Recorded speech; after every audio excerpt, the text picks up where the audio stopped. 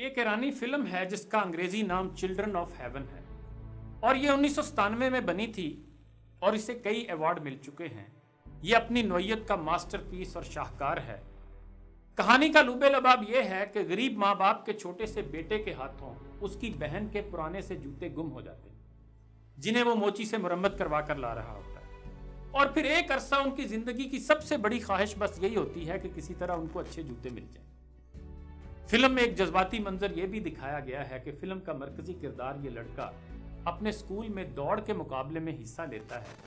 پہلے اور دوسرے نمبر پر آنے والوں کو ٹرافی کے ساتھ ساتھ بہترین انعامات ملنے ہوتے ہیں اور تیسرے نمبر پر آنے والے کو جوتوں کا ایک جوڑا انعام میں ملنا ہوتا ہے، اور اس بچے کی کوشش یہ ہوتی ہے کہ وہ فرسٹ یا سیکنڈ نہ آئے بلکہ تھرڈ آئے تاکہ جوتوں کا جوڑا حاصل کر سکے۔ لیکن خدا کا کرنا ایسا ہوتا ہے کہ وہ پہلی پوزیشن حاصل کر لیتا ہے، اور جب اسے انعام مل رہا ہوتا ہے تو وہ خوش ہونے کی بجائے جوتے نہ پانے کے غم میں رونے لگ جاتا ہے۔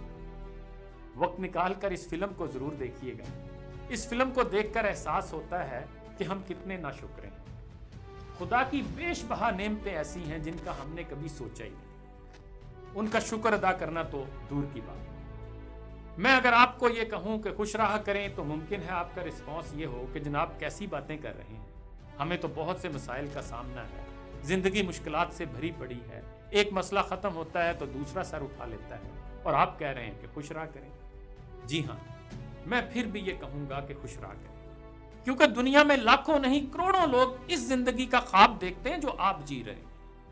وہ ان نعمتوں اور آسائشوں کی دعائیں مانگتے رہتے ہیں جو آپ کو میسر ہیں، بلکہ آپ یہ جو میری ویڈیو دیکھ رہے ہیں اسی لیے دیکھ پا رہے ہیں نا کہ آپ کے پاس سمارٹ فون یا ٹیب یا کمپیوٹر یا LCD ہے، تو اس کا مطلب بھی یہ ہے کہ آپ بہت خوش قسمت ہیں، کیونکہ کروڑوں لوگوں کو یہ سہولت بھی میسر ہے۔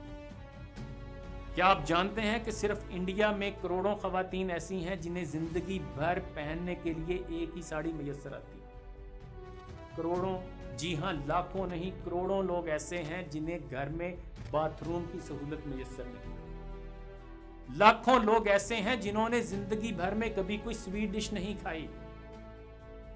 لاکھوں لوگ اپنی بیماری سے نکلنے اور صحت یاب ہونے کے لیے دعائیں مانگ رہے ہیں۔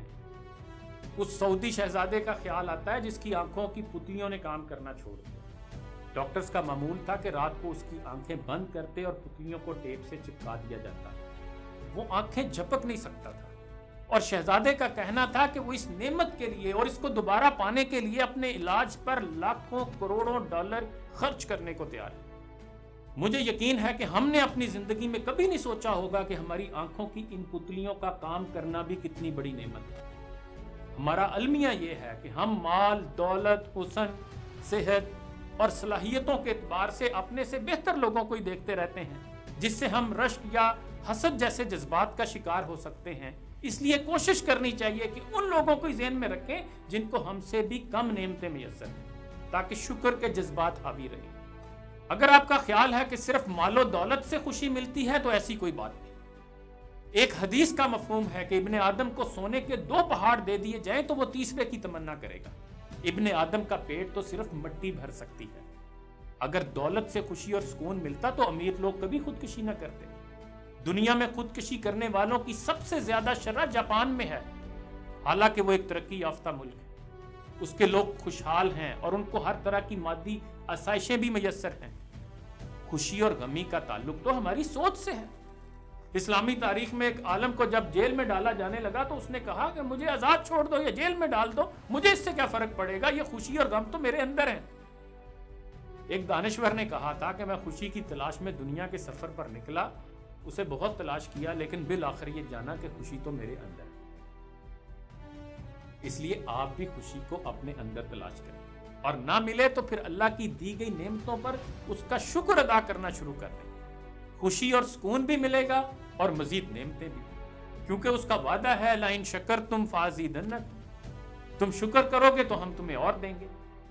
یہ بھی یاد رکھیے کہ خدا کی دی ہوئی نعمتوں کے شکر کا بہترین طریقہ یہ ہے کہ اس کی نعمتوں اور صلاحیتوں کو اسی کی راہ میں لگا دیا جائے۔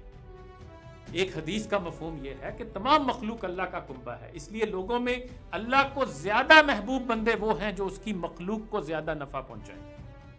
اسی لیے تو اقبال نے کہا تھا کہ شراب روح پرور ہے محبت نوے انسان کی، سکھایا اس نے مجھ کو مست بے جام و سبو رہنا۔ یعنی میں تو اصل شراب پیے بغیر بھی مست رہتا ہوں کہ مجھ پر انسانیت کی محبت کا نشہ جو طاری رہتا ہے۔ تو جناب اللہ کی مخلوق سے محبت کریں، اس کی خدمت کریں۔ کیسے ممکن ہے کہ مخلوق کی خدمت سے خالق کی رحمت نہ ملے؟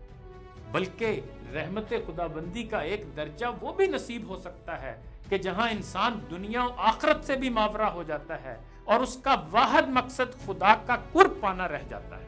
جنت اور دوزخ جیسے مقامات بھی پھر پیچھے رہ جاتے ہیں۔ جیسے غالب نے کہا، دونوں جہان دے کے وہ سمجھے یہ خوش رہا، یہاں آ پڑی یہ شرم کہ تکرار کیا کریں۔